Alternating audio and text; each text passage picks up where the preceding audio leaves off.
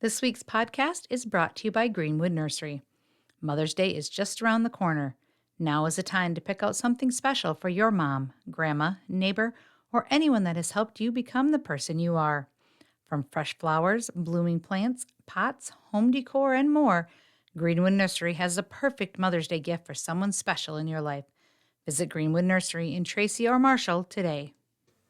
Thank you for joining me for another Headlight Hot Seat podcast. My name is Per. I am your host, and we are joined today by Mrs. Elizabeth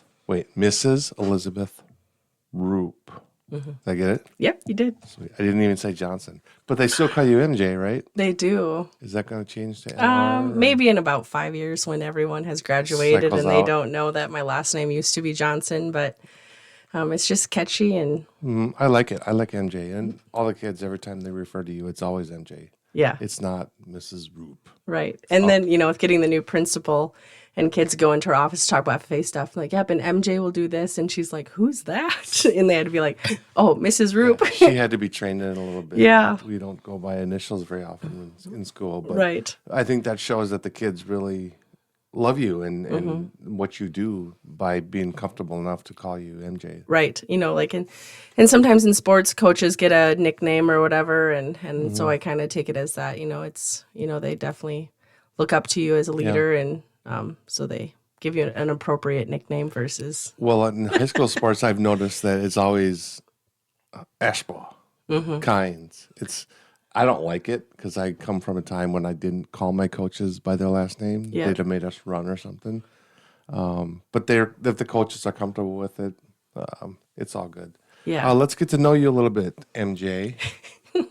Go ahead. Yeah, so this is my 8th year at Tracy Area High School and my 11th year overall of teaching. I started teaching in Hancock, kind of by Morris.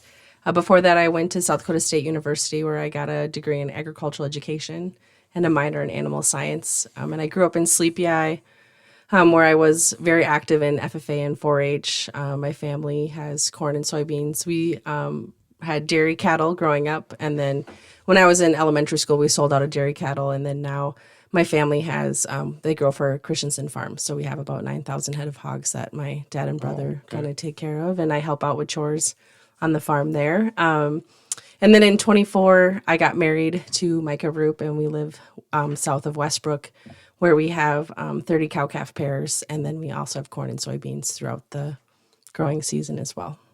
So I'm assuming you don't really have time for kids right now. Now is not the time. Well, it's always the goal, right? So Yeah. so at some point, hopefully, kids will come along, and then they can hopefully take over the farm. I was and going to say you have continue to have on them the family tradition. to take over when you want to, if you ever retire. Right. Hopefully, when I'm 75, right? Yeah, something like that. Your path to Tracy, how'd you end up here?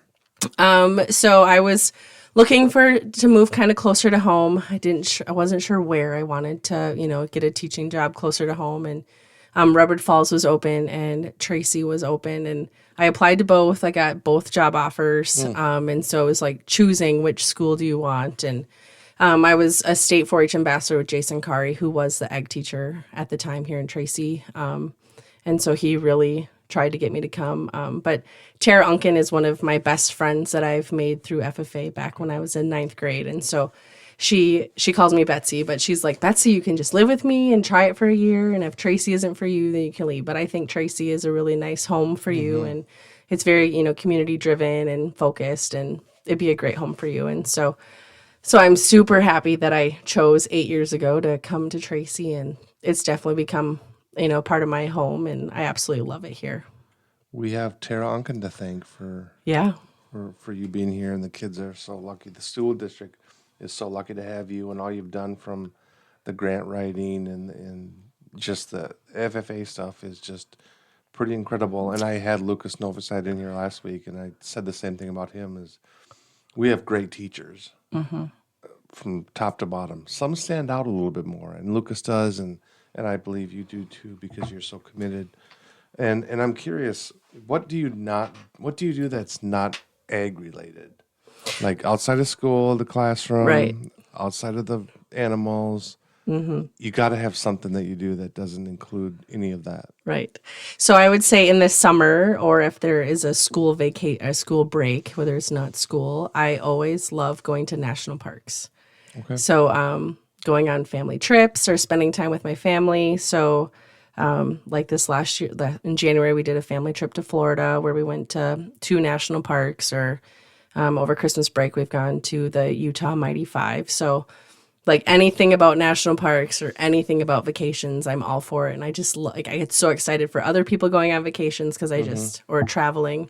It's a major passion of mine. But if I'm not traveling, I have a quilting room and I love to quilt like an old lady. But so growing up in 4-H, our community ed in Sleepy Eye, they had once a month you could go to school, like in the school cafeteria. And there's 2 ladies there and they would teach you how to quilt. So in this, preparing your quilt for the county fair, we would go there once a month and they taught us how to quilt. And so it's something that I still go to once a month. I try to anyways to quilt. But, I'm at the point where I don't really need help anymore, but it's just a lot of fun to hang out with the ladies and quilt. And my sisters also quilt. And so it's just a nice, relaxing time for me. There it is, something you can do in retirement. Yeah. You're going to be a quilter for the rest of your life. Right. Well, we're here mainly to talk about FFA. It's a big time of year for you and your kids with convention, state convention, with the banquet that was held recently, and nationals coming up in the fall. In general, when I was in FFA, I grew up on Center Street in Tracy, heart of town. I'll be honest, we didn't care about FFA. Not a lot of us cared about 4-H either, for that matter, because we were so kind of inclusive. We were city boys and girls, and then there were farm boys and girls, the Campbells, for example. Yep. And that has changed over the years. I don't know exactly when this transition, more and more city kids got involved in it, and I don't know how it happened. I know it's a good thing.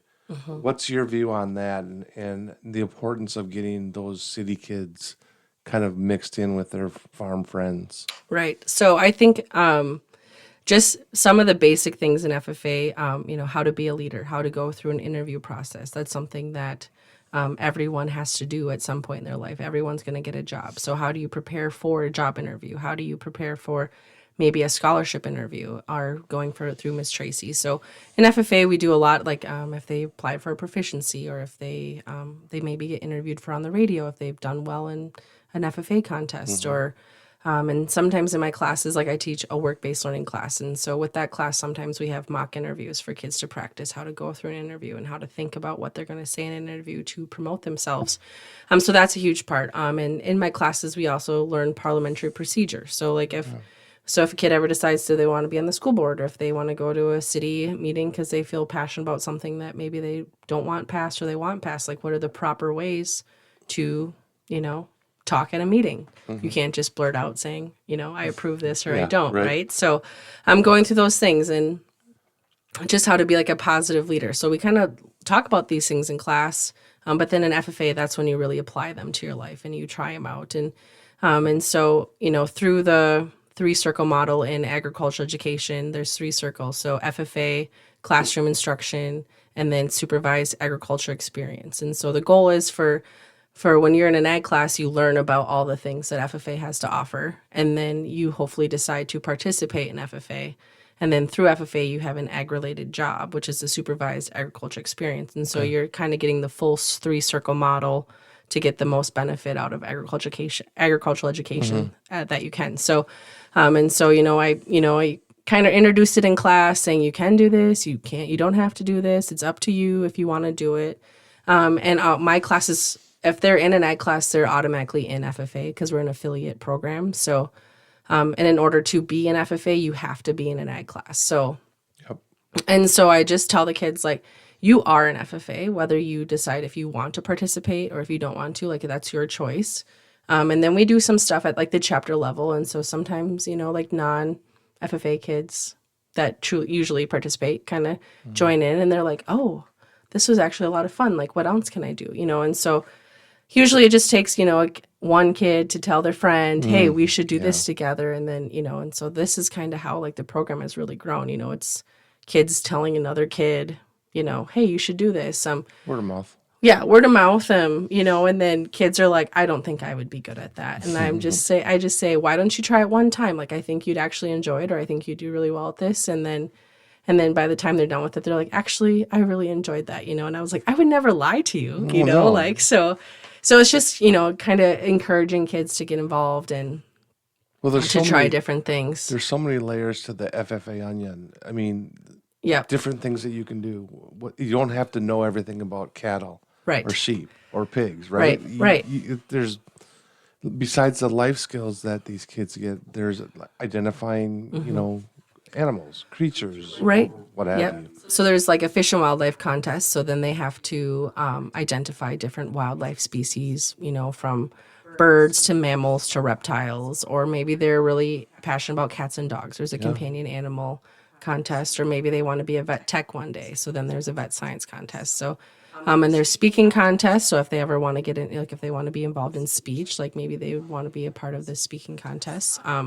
So at some point, everything kind of relates to agriculture, or if they're really into flowers, like, they can do flower arrangements or identify different flowers. So there's really a lot of opportunities for town kids to get involved in FFA that they might not think is ag, but it truly is ag. Is it accurate to say that FFA and 4-H kind of go hand in hand? Because you're rattling off all these things, and I'm thinking my mind goes to a county fair booth right away, because that's what they're doing there too. Yeah, so I would say 4-H. You can join 4-H 1 year in kindergarten all the way up through 1 year after high school. So I say that's like a good intro, to joining FFA. Like with FFA, you can show like at the county fair, like you have the same, like that part's the same. And then there are some like judging contests also with 4-H that are the same. But so I think 4-H really kind of gets kids started, to get them involved with FFA. So you don't really have to recruit, do you? I mean, the kids kind of do the self-recruiting without even knowing it. Right. You're not like hurting for numbers. Oh, we need 10 more kids. That's probably not a problem, is it? No, you always want more kids. You always want kids to reap the benefits of what FFA has to offer. But yeah, so word of mouth really gets kids going. But when I first started, the chapter was a lot smaller. How small looking was at it, like, do you remember? I would say like we probably had about 20 active kids. Is that right? Yeah. So we went from 20, I would say 20 to 30. Mm-hmm. And then now, we're pushing, like, I've had over 100 kids participate in at least one event this year. Wow. So just like, the kids just multiply every year. Like more kids keep showing up, and it's a great problem to have, and you're super excited. But kids want to be a part of it, and they want to reap the benefits of what it all has to offer. Let's talk about that local chapter and its growth. This has happened primarily under you and Jenna Buick. We have to give a shout out to Jenna. You can speak a little bit on all she does. It's kind of like a coach and assistant coach on a sports team. Only probably a little more in depth than just coaching one sport. And it's gotten so successful besides getting bigger. You can grow and everyone's doing what they do, but it seems every year there's more. We're talking about teams going to nationals. I got a story in this week's paper about the livestock team going to nationals. We had one last year too. Kids that normally wouldn't succeed are able to succeed because of the mentorship that you two provide. Talk about all that goes into it, because with that many kids, it's a great problem to have. Right. You need a person like Jenna and all the advisors to the coaches. Yep. So Jenna's the assistant advisor, and so her and I, we work so well together. So I always say, like, I'll get something 90% done, but then Jenna will come in and put in her, final touches to make it look better, or, finish up the project, or she'll do something 90% of the way, and then I'll finish it up. Like, so her and I just work so well together, and that's not always the case in other ag departments or ag programs. And so we just have a really good working environment.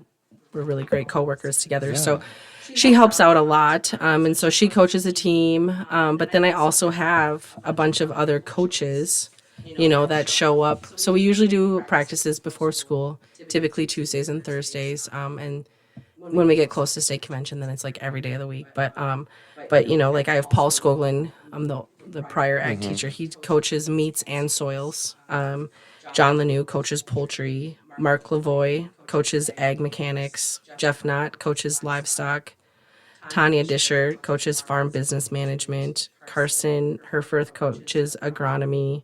Ryan Paulson coaches fish and wildlife, and Nicole Hippie coaches nursery landscape. So on some mornings, like right before state convention, we had like 9 teams practicing in the morning. So there's like 5 kids on a team and 1 coach, and trying to find a space for them in the egg shop gets kind of tight, because everyone wants this spot in the, or they want the TV so they can, judge classes, on a website that we subscribe to, or, sending kids to the library and sending kids to the metal shop, which is a great problem to have, but just finding, having all these adults help out, and, they truly believe in the egg program. And so some mornings, depending what teams are coaching, like I might not be coaching a team, but I set out the breakfast, and I just get the coaches whatever they need. So like our chapter wouldn't be where it is without our coaches, without Jenna. And as it continues to grow, that's when we get a lot more, more moms help, or, and parents ask me all the time, like, what can we do? Can we, supply a pan of bars, or can you need help chaperoning, or helping me post stuff on Facebook. Parents have started to help with that too. So it's just, the more kids you have, the more there is to do. But adults are stepping up, and even my officer team, like they, we meet once or twice a month, and we go through like, okay, like who's gonna do this, who's gonna do that, and we, they step up too. So the officers also work really hard, and then with having so many events throughout the year. 3 years ago, we decided to add in a junior officer team. And so the junior officer team, we put them in charge of doing the fun stuff. So when we have dances, or when we have like a movie night, and then they also help run the chapter meetings that we have during lunch. So they help a lot too. And so every June we meet as an officer team, and we go through every activity and every task that has to happen for every event. I have a major to-do list for every event.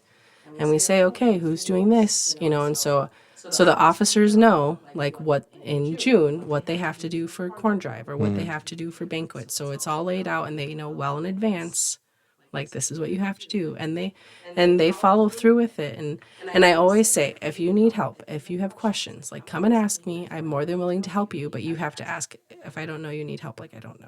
So you have to ask. And so, yeah, it's kind of like our own little community down in the ag shop of all these wonderful people helping out make our program be successful the way that it is. Well, the importance of those coaches and their own personal backgrounds. In talking to some of the boys for my first place livestock story, I asked 2 of them about learning and being mentored by Jeff Knott. And it's so interesting that he's a pig guy. And Lawton Verlinde said, you think the guy just knows everything about pigs. He does. But he also knows about all these other animals. And to have that leadership, it's different than a great basketball coach, because you've got coaches like Jeff and I'm sure the others who have a more broad knowledge. Yep. And just talk a little bit about getting those coaches in, because these are one-time FFA kids. Right. So they're kind of brought up through the system. Then they go and get their education and their careers going and their families. And these guys and girls come back.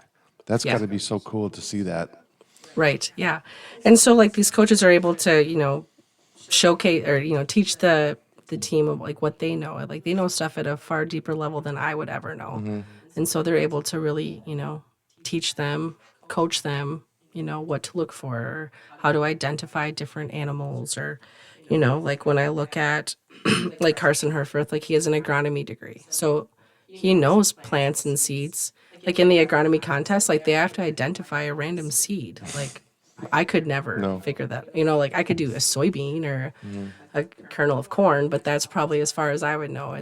And so like, teaching the kids what to exactly look for, like, if it has an indent or if it has a certain like dark mark or whatever.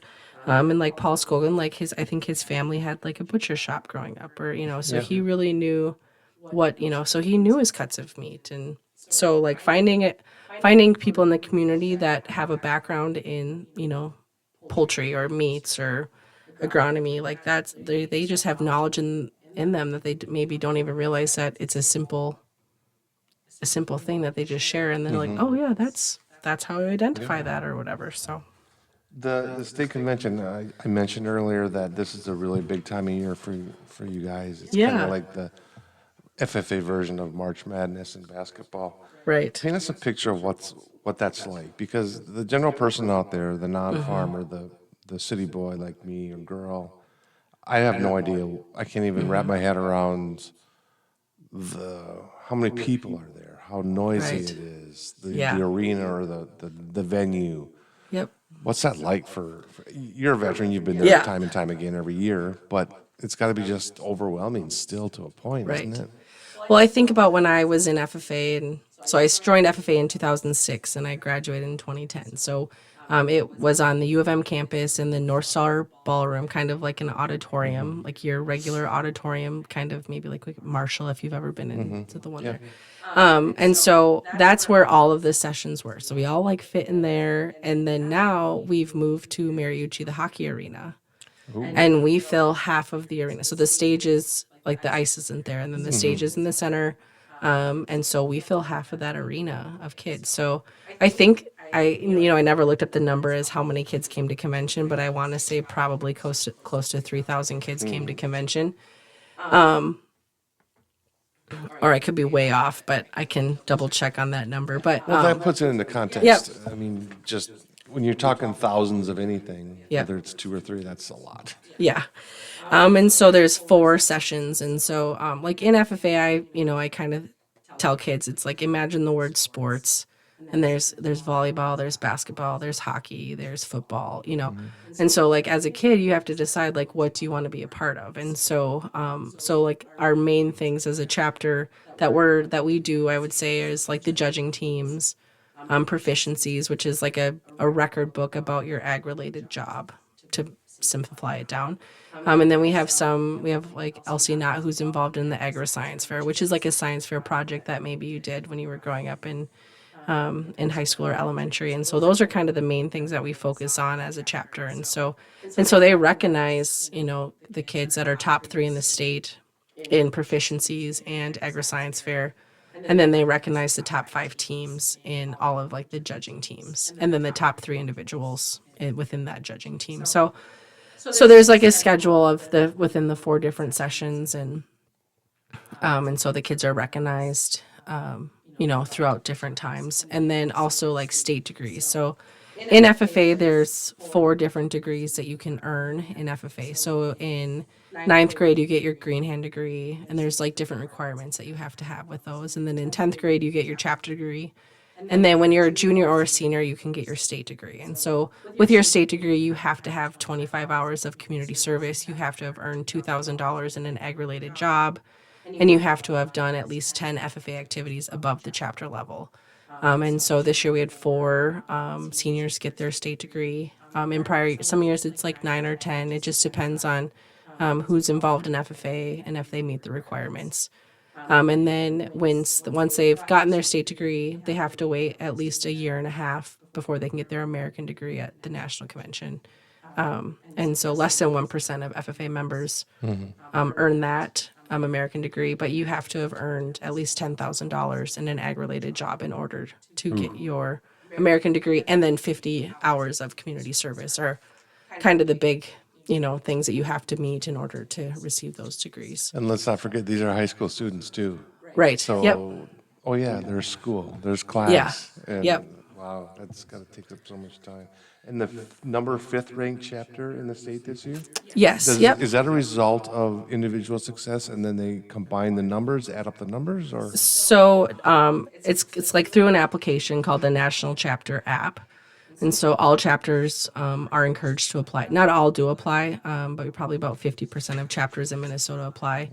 But that's based on different activities that you do as a chapter. And so And so maybe some chapters just don't even meet the requirements to fill out this application. So you have to have 15 activities, and there's 3 categories. So those 15 activities are broken into 3 categories. One is called growing leaders, another one is building communities, and the last one is strengthening ag. So then there's like 5 activities under each category.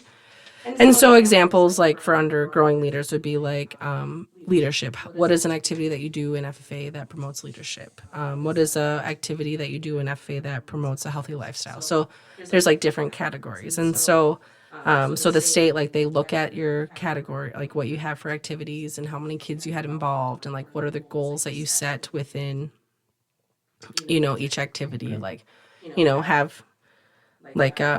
have 15 kids attend Timberland camp, and did you have that many kids attend camp? And so setting your goals and achieving them, like how are you growing your chapter in that way? So then the state looks at them, and then they decide, like based on there's a rubric that they follow. So some of it is within involvement, but like if you're a chapter, like maybe you're a smaller school, if you have like 10 kids per grade, like having 100 FFA members, well, that would never happen because there's not even 100 kids in the high school. So they kind of look at like, how many kids you have and how does your involvement kind of look at that as well.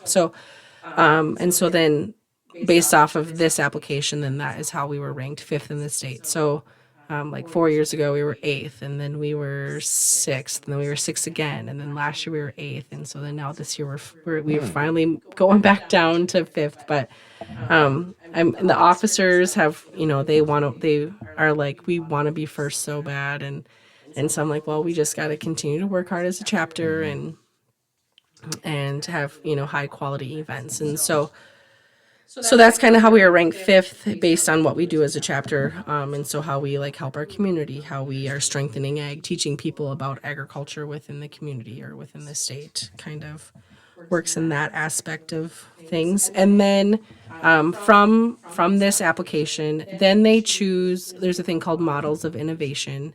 And so they choose like the top 3. So out of all the schools that apply, they look at everyone's activities under like the growing leaders, and they choose the top 3 activities that they think are interesting or a great way to involve your community or be a good leader. And so they choose 3 finalists in each category, and Tracy was nominated for a finalist under building communities, and the activity that they thought was really cool was the coffee connection that we do in February, where we invite the farmers to come in and talk to our FFA members about farming and have a free breakfast. So we did not win that category, but then under strengthening ag, we work with Help Tuck Them In, and we've gone out to George Herbs's and we've made beds and stained and sanded beds with them a few times. And so we did win that category in the models of innovation, and then with the 3 winners under each category, then they choose an overall winner, and our chapter actually won the overall winning models of innovation. So it was like the top activity out of all the chapters in the state for the year. So that's really exciting for our chapter. And so we called Lori and Joe Buick and told them, Lori Elf and Joe Buick, all about it, and so how we're excited. And so we're just, very grateful to be able to help our community, or, help our community be able to give beds. And it's really eye-opening for our for FFA members when they go out and help, and they ask a lot of questions. It's like, well, like some kids don't have a bed. And so, and I think community service, kids don't realize the importance of community service within your community. And no, that's probably one of the last things the empathy thing is probably one of the last things to come and develop and be recognized by 16, 17-year-olds. They're not exposed to it, most of them. They're just not. So the state convention is big, but I gotta imagine that's nothing compared to nationals, which is in October. Do we know who have qualified for nationals? So the livestock team, they got first at state. So anytime a CDE team gets first, then they will get to compete at nationals. So that's a huge win for our chapter. And livestock in our chapter, they've won in the past. Carl Campbell was a state winner, I know, in 1985. And I'm still working on digging up some other records to figure out if we've had any other livestock teams win through Tracy in the past. And then, like Elsie Knott's her agri-science fair project in Animal Science Division 3, like that will advance onto nationals. But they evaluate like her application, and then they choose like the nation top, top 10 Okay. or and have them compete at nationals. And then I also had 3 proficiency winners win state. And so Eli Lightfoot in Ag Mech repair and maintenance, his proficiency will go on to nationals, and so that'll get judged this summer. And we usually find out. I usually say around Farm Fest times, like the second week of August, we find out, and they choose the top 4.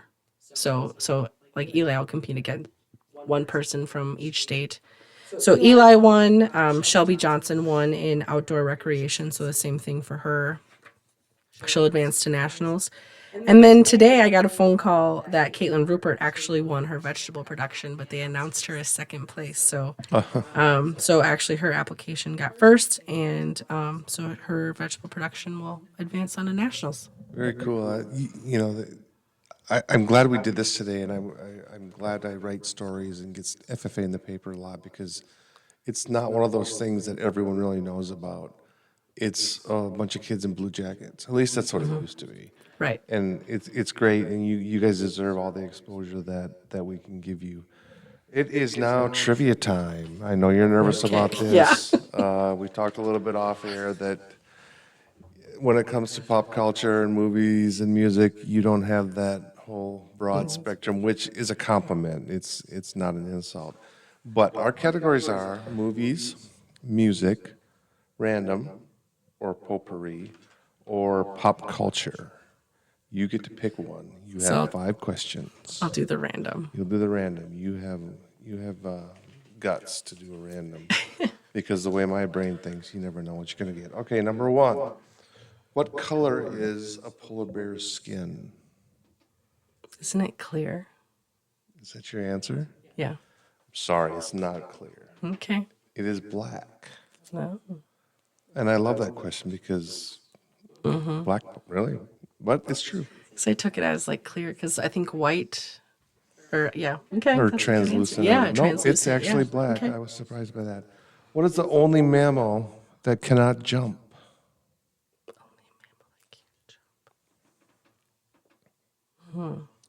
If you're gonna kick yourself if you don't get this. Is it a chicken? It's chicken? Yeah. No, I'm sorry. It's an elephant. Oh. See, that makes sense? Yeah. They can raise their front Their legs, front legs. Yeah. but they cannot jump. So I've never been chased by an elephant, so I wouldn't know. Who invented scissors? Oh, I have no idea. No guess? No guess. Very famous way back. I started giving hints to Lucas, so he was an artist. Yeah, he's an artist. Very popular artist.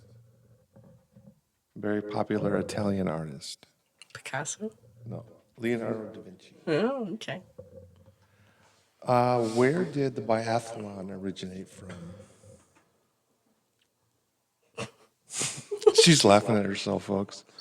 I have no idea. Iowa. Iowa. That is not right, but it's probably probably the funniest answer I've ever gotten. I wonder what the events in the biathlon in Iowa would be. You're thinking egg now. Yeah. It's Scandinavia. Oh. Who knew? Yeah. And finally, you got one chance to redeem yourself. A camera inspired the original logo of what social media platform? Oh, wasn't that Instagram? You were right. You did not get shut out. Yeah. You got 5 points. That ties you with Gabby Van Moore. Our leader in the clubhouse is still Mr. Novoside, who got 3 right. So thank you so much for joining us. You are off the hot Yes, seat. thank you. This week's podcast was brought to you by Greenwood Nursery. Mother's Day is just around the corner. Now is the perfect time to pick out something special for your mom, grandma, neighbor, or anyone that has helped you become the person you are. From fresh flowers, blooming plants, pots, home decor, and more, Greenwood Nursery has a perfect Mother's Day gift for someone special in your life. Visit Greenwood Nursery in Tracy or Marshall today.